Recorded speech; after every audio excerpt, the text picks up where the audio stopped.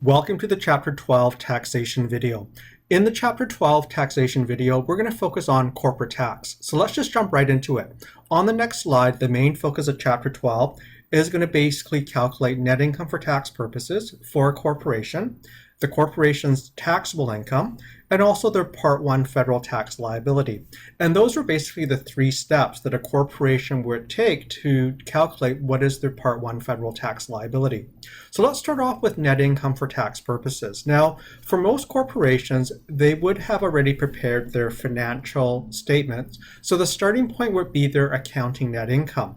So from their income statement, we take their accounting net income, and then we have to adjust for items that are not allowed for tax purposes. So let's actually look at some common additions that we would make to a corporation's accounting net income. First of all, we would add back their income tax expense. Income tax expense is not a deduction that's allowed for tax purposes. Next, we would add back their accounting amortization. Now, if you remember from your accounting courses, amortization is an accounting concept. So we're not allowed to deduct accounting amortization for tax purposes, but later on we'll see we are able to deduct CCA. Another common addition would be any accounting losses on the disposition of capital assets. Now remember, whenever there's a disposition of capital assets for tax purposes, if there is a loss, that capital loss would only be 50% allowed. So the accounting amount of the loss has to be added back. Then we will also add back any warranty expense deducted for accounting purposes. Now, if you recall from your accounting course, warranty expense is deducted on an accrual basis. So that is not allowed for tax purposes. Let's move on to the next one, meals and entertainment. For accounting purposes, we would deduct the full meals and entertainment for our accounting net income. But for tax purposes, we're only allowed a 50% deduction. So we basically have to add back 50% of our meals and entertainment. If there were any club dues that we deducted in our accounting net income, we would have to add 100% of those back because those are not allowed as a deduction for tax purposes. Moving on, charitable donations. Now, charitable donations are added back, and so therefore they're not a deduction when it comes to net income for tax purposes, but they are a deduction when it comes to calculating taxable income. So we'll see that a little bit later on, but we do have to add back any donations expenses that was deducted in our accounting net income. And then we will look at, do we have any excess of taxable capital gains over allowable capital losses? So once again, this is the taxation treatment of capital gains and capital losses. If there is a positive amount, we would add that back. Now, remember from our earlier tax course that if the allowable capital losses exceed the taxable capital gains, that negative amount is not allowed as a current year deduction. That negative amount would become a net capital loss carryover. So this addition here is just the excess of the taxable capital gains over the allowable capital losses. And then we have recapture of CCA. Now remember, recapture of CCA, that basically means that too much CCA was taken, and so some amount has to be brought back into income. And once again, this is unique to tax. There's no accounting equivalent. So if there is recapture, we would have to add that back when we calculate our net income for tax purposes. And finally, also any tax reserves that are allowed to be deducted in the prior year have to be added back this year. If you remember back to our chapter in business income said that if there are any tax reserves allowed, we could deduct those this year, but in the following year, we would have to add those tax reserves back. Moving on to the next slide, we've done our common additions to our accounting net income. Next, let's look at some common deductions. And so once again, we're basically trying to start with our accounting net income and calculate our net income for tax purposes. So some of the common deductions would be our accounting gains. So if we had included any accounting gains in our net income for accounting purposes, we would remove those from our net income for tax purposes. And the reason for that, again, is if you remember in the previous slide, for tax purposes, we allow the excess of our taxable capital gains over our allowable capital losses. Those are the 50% amounts. Moving on, we get to deduct our CCA. Once again, this is unique to tax. Any terminal losses we get to deduct as well. Once again, that is a concept that is unique to taxation. If we have any current year reserves, we could deduct those when we calculate our net income for tax purposes. Now, when it comes to warranty, remember in the last slide, we had to add back our accounting warranty expense. We do get to deduct for tax purposes any actual warranty expenditures. So if we actually spent any money replacing a product that was under warranty, we could deduct the actual expenditures for tax purposes. Moving on to the next item, any ABLs. Remember, allowable business investment losses. Once again, that is something unique to taxation. If a corporation has an ABLE in the current year, that would be allowed to be deducted as well. Now, there are a number of other adjustments that we didn't summarize in the last two slides. So do make sure you check your textbook for a complete list of additions and deductions. And that's how we would get to our net income for tax purposes. So once again, that's the first step. We take our accounting net income, which is on the corporation's income statement, and then we make some additions and deductions to get to our net income for tax purposes. Moving on to the next slide, to get to taxable income for a corporation, the steps are slightly different than what we saw for individuals. So the starting point now is our net income for tax, which we just calculated, and then we determine, do we have the following deductions? Charitable donations. Remember in the previous slides, we had to add back our charitable donations. We do get to deduct those donations when we calculate taxable income. However, it's limited to 75% of our net income for tax. If we can't use the full amount this year because of this limitation, we can carry forward those donations for the next 5 years. Moving on, any Canadian source dividends. Now, if you remember from accounting courses, dividends are paid after the corporation has paid tax. So if a corporation was to receive Canadian source dividends, they would include that dividend income in their net income for tax calculation.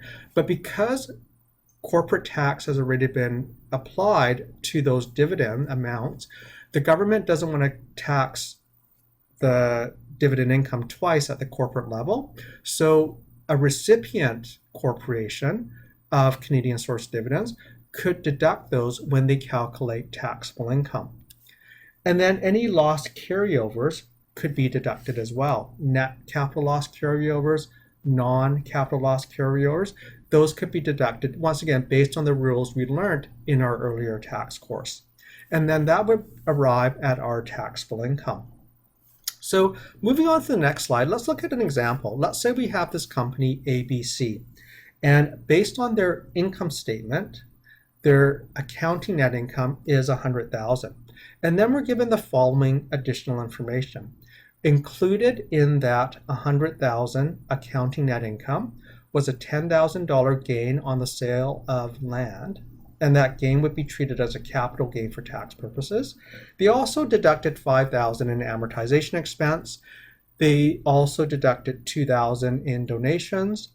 Included in that $100,000 was also $3,000 of dividend income from taxable Canadian corporations. And we're also provided information below.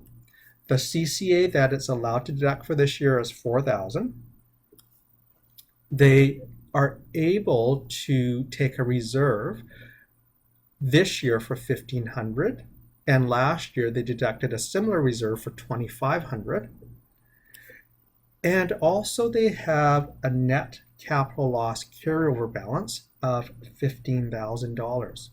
So the requirement is to calculate the company's net income for tax purposes and also taxable income. So pause the video here on this slide And then once you're ready to check your answer with the solution, then resume the video. So pause the video now. Okay, let's take a look at the solution on the next slide. So remember we said that for a corporation, their starting point is their accounting net income, which for ABC is $100,000. Then we have to look at some additions. And once again, some of the common additions that a corporation might have to make is they would have to add back their accounting amortization. Now, they do have to add the taxable capital gain in excess of any allowable capital losses. Now remember, for accounting, the gain was $10,000, but for tax purposes, we're only going to be taxed on $5,000, so we add that amount back. Also, donations need to be added back. Remember, the donations are added back when we calculate net income for tax purposes, and those could later on be deducted when we calculate taxable income. We have to add back last year's reserve. So we took a reserve last year for $2,500 on that installment sale, so we have to add it back this year. Now, when it comes to deductions, there are 3 deductions. We deduct the accounting gain. So recall that that accounting gain is fully included in our accounting income. So we remove it, and then if you look above, we actually only added 50% of that back. Moving on, we get to deduct our CCA, and we also get to deduct the current year reserve on that installment sale for $1,500. So our net income for tax purposes is going to be $99,000. That's the first step. And then we move on to the next slide and we calculate our taxable income. So we start off with our net income for tax purposes, and then we look at what deductions are we allowed to make. Well, we get to deduct our donations.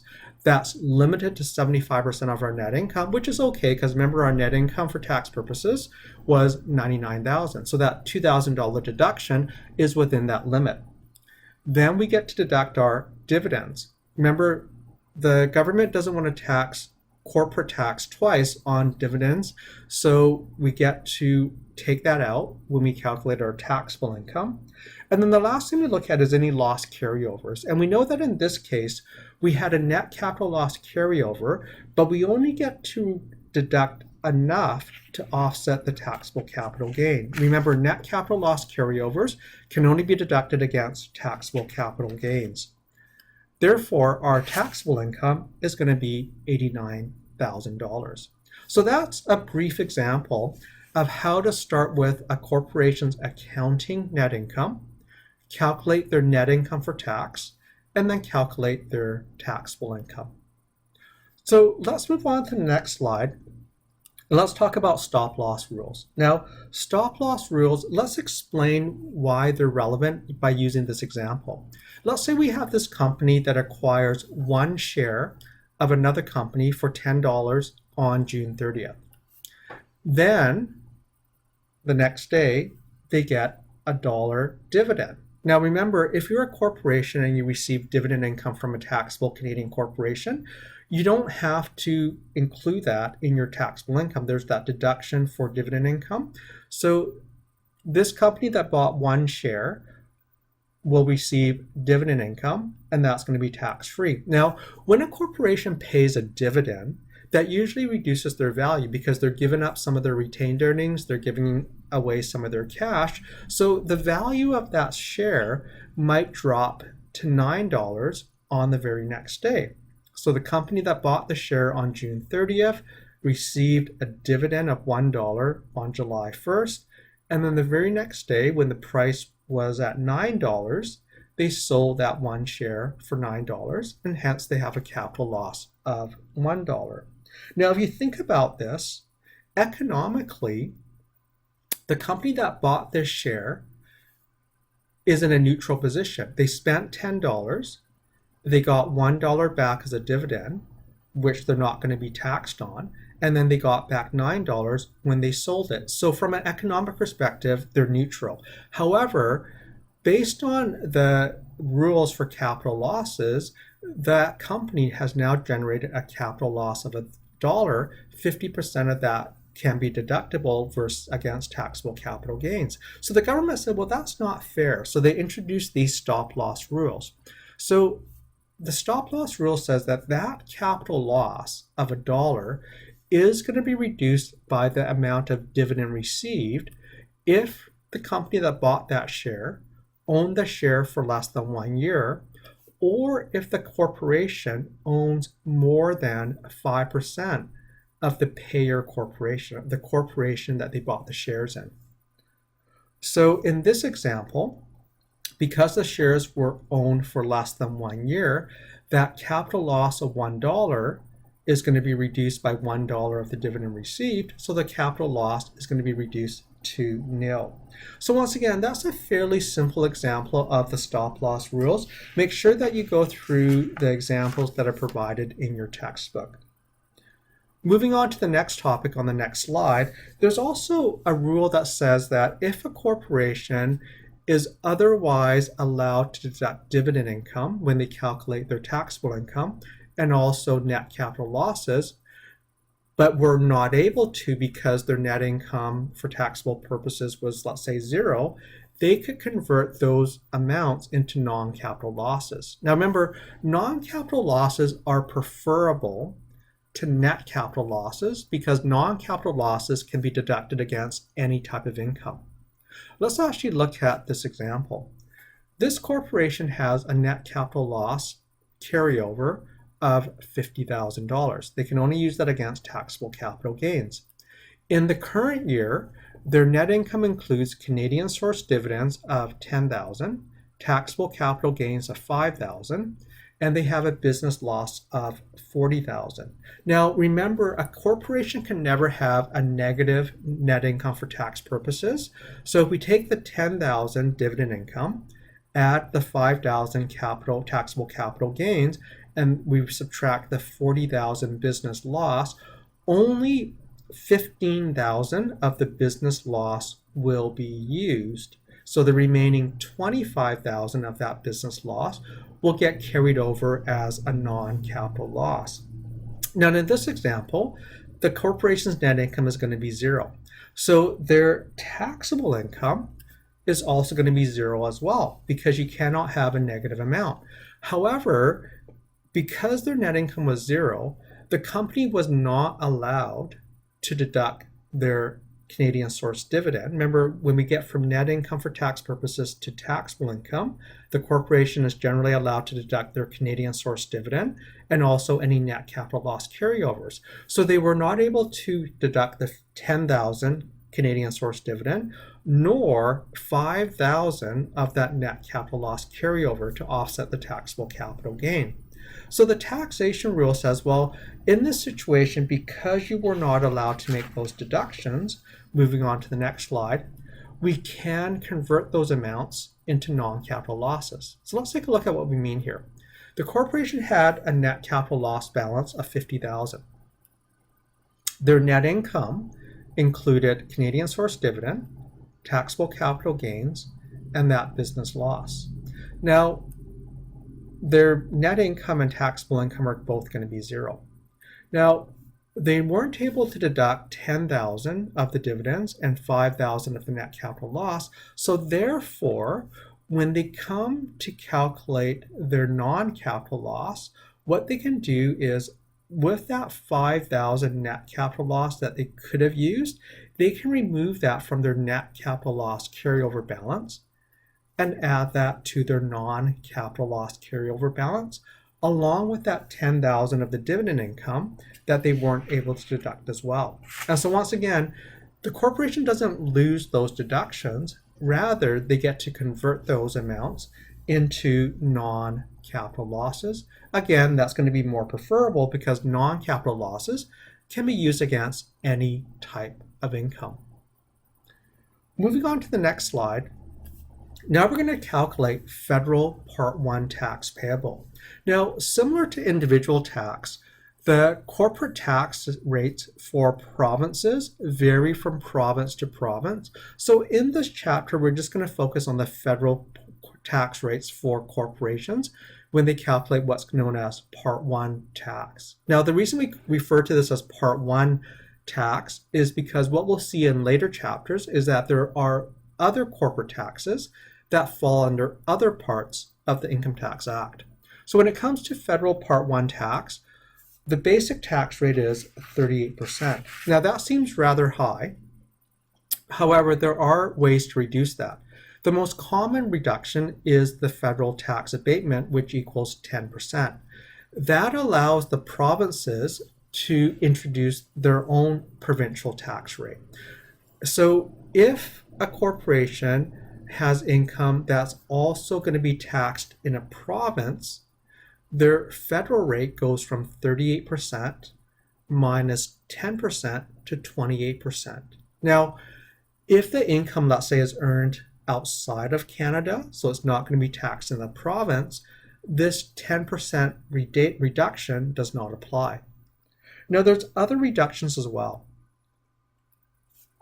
There are federal tax credits. Remember, we said that if a company has earned income outside of Canada, they would not get that 10% abatement. However, if they paid foreign taxes, they would get a foreign tax credit here in Canada. There's also what we refer to as the small business deduction.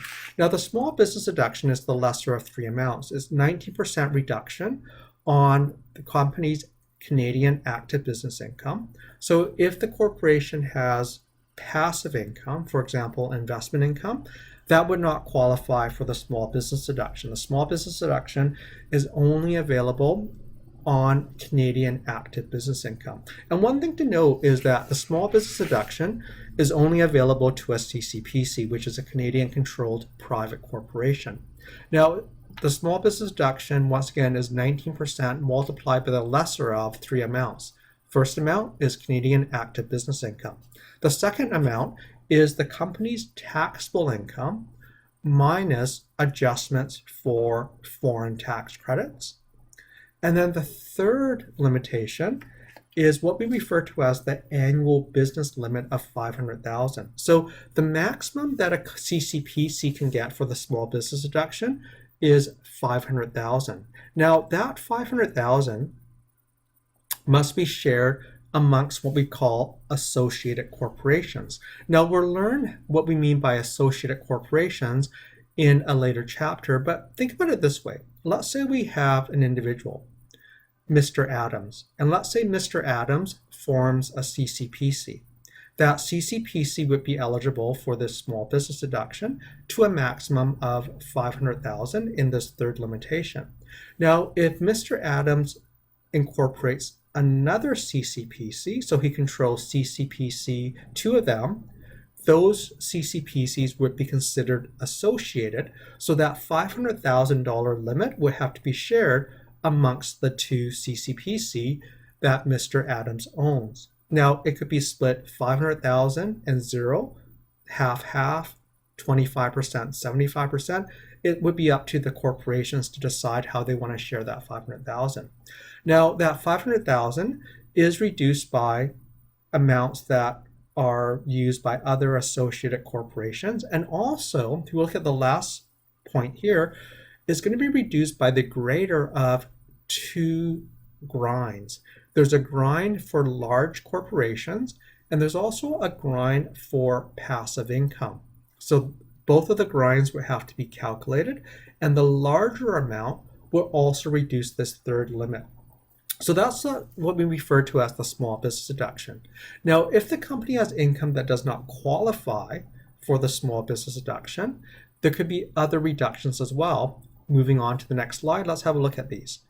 Any income that does not qualify for the small business deduction could qualify for the manufacturing and processing profits deduction.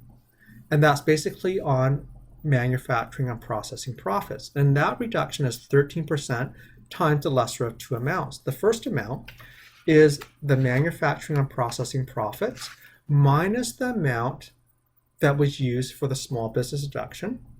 And the second amount is the taxable income minus the small business deduction minus an adjustment for foreign tax credits. And also subtracted from that is aggregate investment income if the company is a CCPC. Now, aggregate investment income is a defined term. And on your rates table, there's actually a definition of what is aggregate investment income. But basically, it's the taxable capital gains minus any net capital losses that were deducted. Could include interest income, could include royalties. So those are examples of aggregate investment income. Now, if income does not qualify for the small business deduction or the manufacturing and processing profits deduction, then it may qualify for this last amount, the general rate reduction. Now, the general rate reduction is 13% of what we call full rate taxable income. Full rate taxable income is the corporation's taxable income minus the amount that qualified for the small business deduction, minus the amount that qualified for the manufacturing and processing profits deduction, and also minus aggregate investment income. Now remember, aggregate investment income is a defined term, and what the government is saying is that if you're a CCPC and you earn this passive income, we're not going to give you any reduction to your federal tax rates because that passive income did not really help the economy. It did not help generate jobs. If you have any active business income, manufacturing and processing profits, then we'll give you those deductions because those profits, those activities help create jobs, help increase the Canadian economy. But any passive aggregate investment income is not going to qualify for these reductions. And so that's basically the calculation of Part 1 federal tax. Let's move on to the next slide. Let's go through a simple calculation. Let's say we have a CCPC, ABC, and they have taxable income of $200,000. Of that $200,000, $50,000 is considered active business income. None of the income relates to manufacturing or processing, and none of the income is aggregate investment income. So this is a fairly simple calculation. All of the income was earned in Canada, so they have no foreign tax credits. And the company is not associated with any other corporations. So let's calculate their federal Part 1 tax. So make a note of these amounts on the slide here, and then let's work through the calculation together. So on the next slide, let's talk about how we would calculate their federal Part 1 tax. We would start off with the $200,000, multiply that by the 38%. Remember we said the basic federal corporate tax rate is 38%. Now, because all of the income was earned in Canada and it's going to be subject to provincial tax, we get that 10% abatement. So 200,000 times 10%, that's going to reduce our federal Part 1 tax by 20,000. Then we move on to the next deduction that's available, which is the small business deduction. And we take their active business income, multiply that by 19%. That's going to reduce their federal tax by $9,500. They don't have any manufacturing and processing profits. Then we go to the general rate reduction, and the general rate reduction once again was the taxable income, the $200,000, minus the amount subject to the small business deduction, which was $50,000, and so that leaves $150,000, which will be reduced by 13%, which is a reduction of $19,500. So overall, this company is going to pay federal Part 1 tax of $27,000. Now remember, there's also going to be provincial tax. This is just the federal component. Now, another way of looking at this is using the calculation below. And once again, this alternative way is only really valid for simple examples. We know that the company had $200,000 of taxable income, and $50,000 of that was eligible for the small business deduction. Now, if we think about the small business deduction, we start up with 38%. We're going to take the 10% abatement, and then we're going to minus 19%. So on that $50,000 is only going to be subject to federal tax of 9%, which is $45,500. Now the remaining amount of $150,000, we're going to get the general rate reduction. So that starts off at 38% minus the 10% abatement minus the 13% general rate reduction. That $150,000 is going to be subject to a federal tax rate of 15%. That's going to result in $22,500 in federal taxes. Therefore, a total of $27,000. And once again, this only works for simple examples. Moving on to the next slide, remember when we talked about the small business deduction, we said that in that third limitation, that $500,000, minus the amount allocated to associated corporation minus the larger of the grind for large corporations and the grind for passive income. We're going to look at the grind for large corporations. This is also known as the TCEC grind. TCEC stands for Taxable Capital Employed in Canada. So let me just sort of give you an example of how this grind would work. Let's say this company has a small business deduction of, let's say, $500,000. Now, the grind is the greater of the grind for large corporations, the TCEC grind, or the grind for passive income. The grind for passive income is also known as the adjusted aggregate investment income grind. Remember we talked about aggregate investment income a few minutes ago? This uses what we call adjusted aggregate investment income. But let's first focus on the TCEC grind. The TCEC grind would reduce the small business deduction, that third limit, by this formula. A times B over 11,250. So A is the corporation's share of the annual business limit. Remember we said the annual business limit is 500,000. However, that has to be shared amongst associated corporations. So A would be this company's share of that 500,000. Now the B amount is 0.225%, which equates to, when you're putting this in your calculator, 0.00225 of the excess of last year's taxable capital employed in Canada that was over $10 million. Now, taxable capital employed in Canada is also a defined term, but loosely thinking about what that means, think about that as just the company's total assets that are used in Canada. Now, that's not the exact definition, but just sort of think about it. This is all the capital, all their assets that they used in Canada. Anything at over 10 million for last year would be times by 0.00225, and that would be the B amount. So in your textbook, it says that when the taxable capital employed in Canada reaches 15 million, there's no small business deduction available. When it exceeds 10 million, the small business deduction will start being ground down.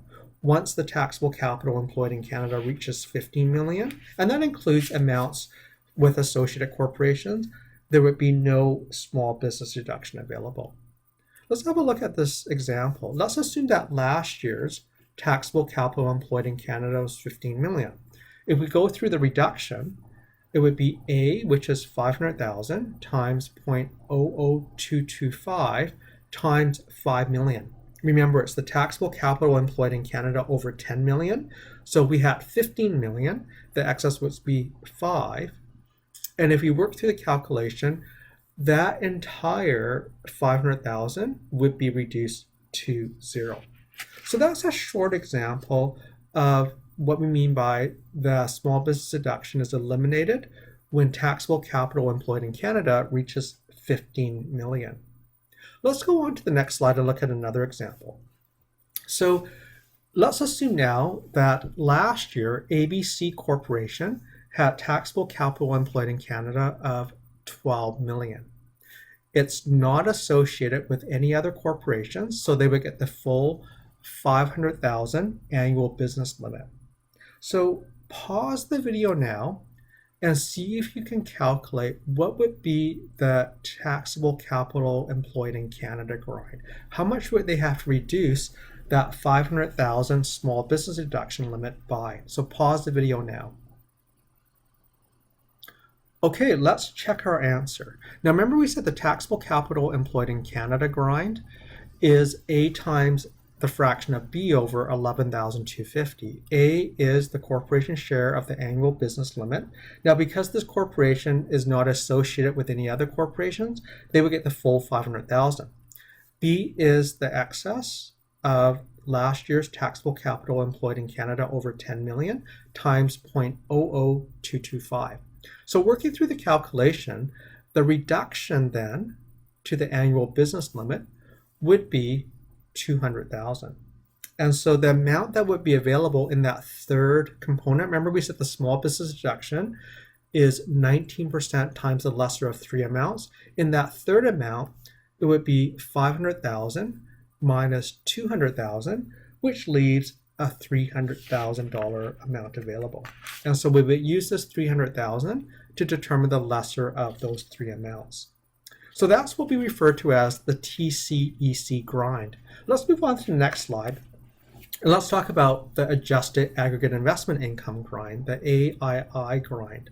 So remember we said we take the $500,000 minus the amount allocated to associated corporations minus the greater of the TCEC grind and the adjusted AII grind. So here's the adjusted AII grind.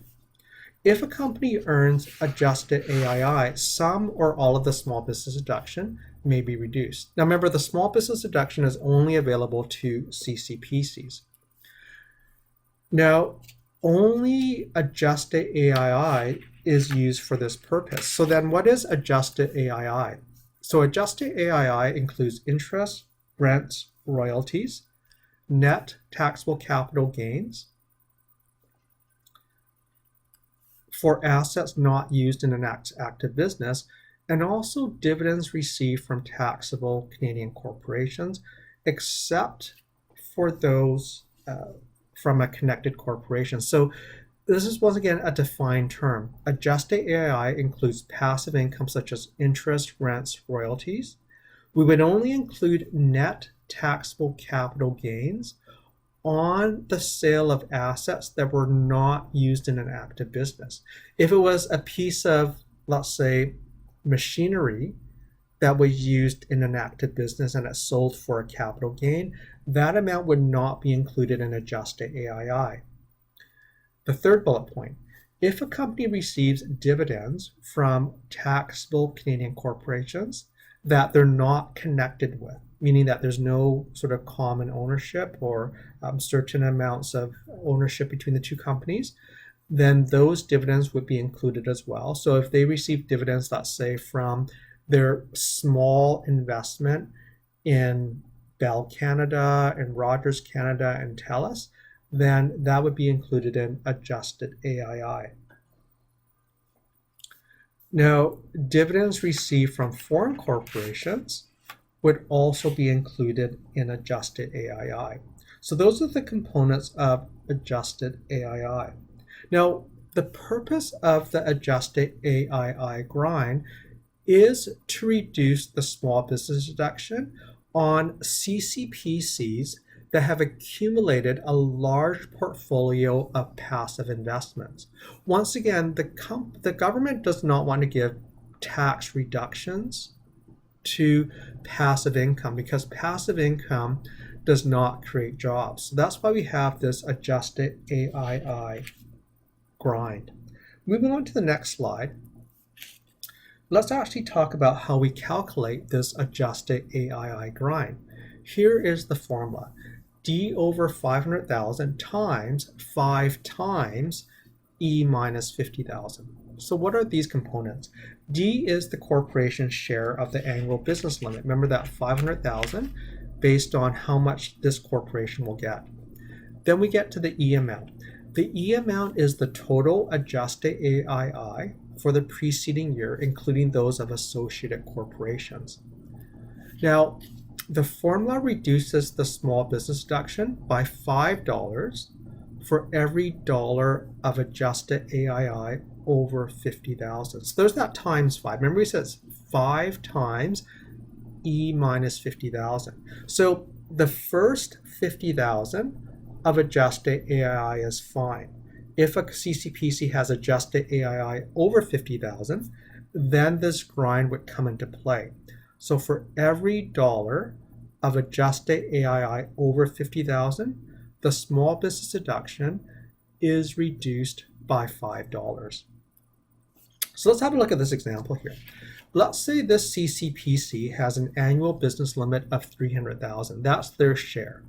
Last year, their adjusted AII was 100,000 and their taxable capital employed in Canada was less than 10 million. So we know that because the taxable capital employed in Canada was less than 10 million, there's not going to be any TCEC grind.